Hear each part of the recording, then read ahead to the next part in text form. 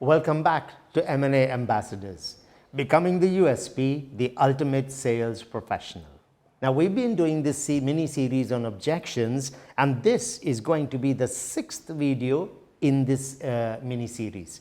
Now, in the last 2 videos, we talked about neutralizers, generic and specific.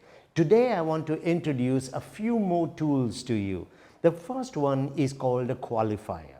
See, every time a client raises an objection, the natural instinct that we have is to reply, don't do that, because you don't know yet if that objection is a genuine objection, it's a smoke screen or a cover, is it an excuse, is it a perception? We have no idea what is really in the mind of the client when he raises it. So before you answer the objection, you need to qualify to check if it is the real objection.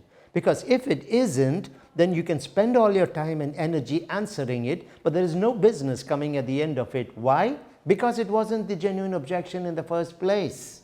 So what you need to do is, with a qualifier, you are going to get the client to commit to the fact that it is yes, the only thing that's going to stop him, or no, there could be something else. So here's how you do it. You always use the neutralizer along with the qualifier. So client turns around and tells you Dubai is a bubble.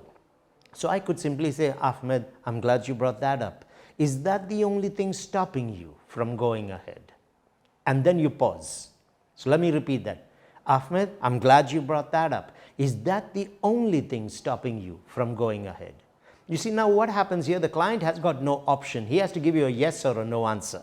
But you have to listen to the tone that he uses when he gives you the yes or no. So let me give you 2 tones as an example. I'll go through the whole thing again. Client has said Dubai is a bubble. Now is not a good time to invest. Ahmed, I'm glad you brought that up. Is that the only thing stopping you from going ahead? Well, yeah, that's what's stopping me from going ahead. Now that's a confident answer. On a scale of 1 to 10, I'd give it an 8 or 9, in which case you can continue to deal with the objection. But in case he answers with a different, he says, well, yeah, that's what's stopping me. On a scale of 1 to 10, that's like a 5 or 6. There is something else behind it, because whenever we are confident about our answers, the tone is strong and firm. When we have doubts, our tone always drops. So usually answers like, well, I guess, maybe, or yeah, that's what's stopping me, are all 5 on 10, 6 on 10. I'd simply follow up with a second question. Ahmed, there seems to be something else. May I ask, what is it? That's how you use a qualifier. It's important to use this qualifier because I don't want to answer something that's simply a perception or just an excuse. I need confirmation that it is a genuine objection. Great tool to use, but always combine it with a neutralizer. You can use generic or specific neutralizers. Refer back to the previous 2 videos to understand generic and specific neutralizers. Let me introduce you to another technique now. This is all part of the early objection handling process. It's called a clarifier. After I have asked the qualifier and I have confirmed that this is a genuine objection, I still don't answer it. I don't really know what's in the mind of the client when he raised the objection. For example, if the client tells you the price is too high, what is in his mind? Is it because he has looked at another property where the price was more competitive? I don't know. Is it because he has a perception that prices in general in Dubai now are more expensive? Did he see a launch promotion which gave a starting price and he's sitting with you a month later and there's been a change in the price? We don't know what's in his mind. So how would you answer it? That is the reason why I start with an empathy statement, a neutralizer, then I ask a qualifier to check if it is a genuine objection. Then I will go to what's called the clarifier. So let's take an example and go through the whole process here.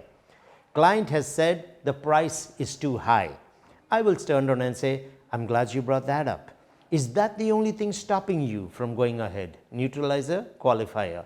And the client says, well, yeah, that's what's stopping me. Now comes the clarifier. So Ahmed, when you say the price is too high, what exactly do you mean? And then you pause. Now let's look at the structure here. Ahmed, when you say, don't change these words. When you say repeat the objection exactly the way he said it. So when you say the price is too high, what exactly do you mean? Don't change it. Don't say, when you say it's expensive, he'll say, I never said that. Remember, we are talking as an example of the price is too high. But don't say it's expensive. That's not what he said. So repeat it exactly the way he said it. If he says markets are down right now. So Ahmed, when you say markets are down right now, what exactly do you mean? Client may tell you, I'm not convinced this community will give a good return. So Ahmed, when you say you're not convinced that this community would give a good return, what exactly do you mean? So this is an example of a clarifier. Always ask this question first before you attempt to handle the objection.